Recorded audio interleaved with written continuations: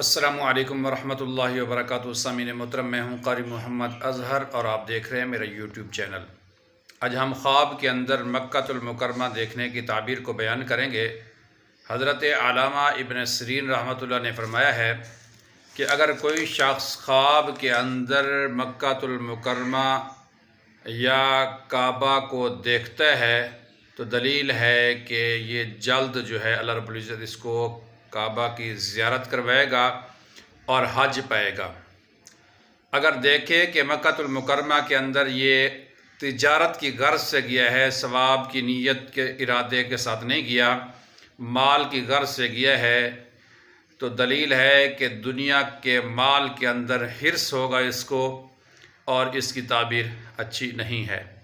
حضرت جابر مغربی رحمۃ اللہ نے فرمایا ہے کہ اگر دیکھے کہ مکہ المکرمہ کے اندر زہد، تقوی، اصلاح کے ساتھ اور عبادت میں مشغول ہے تو اللہ رب العزت اس کو دنیاوی نفع، رزق حلال اور برکات والا رزق نصیب فرمائیں گے۔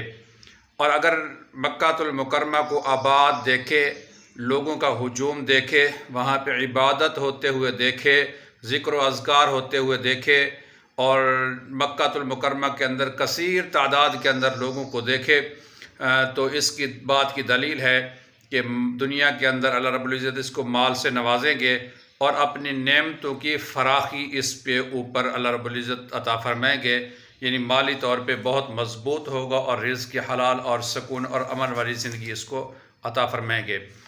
اور اگر کوئی شخص یہ دیکھتا ہے کہ مکہ المکرمہ ویران ہے، اجڑا ہوا ہے، عبادت کے لیے لوگ نہیں ہیں، وہاں پہ طواف کے لیے لوگ نہیں ہیں، خالی دکھ رہا ہے، تو پھر اس کی تعبیر اس کے برعکس ہے، یعنی پریشانی کی طرف، مال کی نقصان، کاروبار اور تجارت کے اندر نقصان، اور اس کی تعبیر بالکل اچھی نہیں ہے۔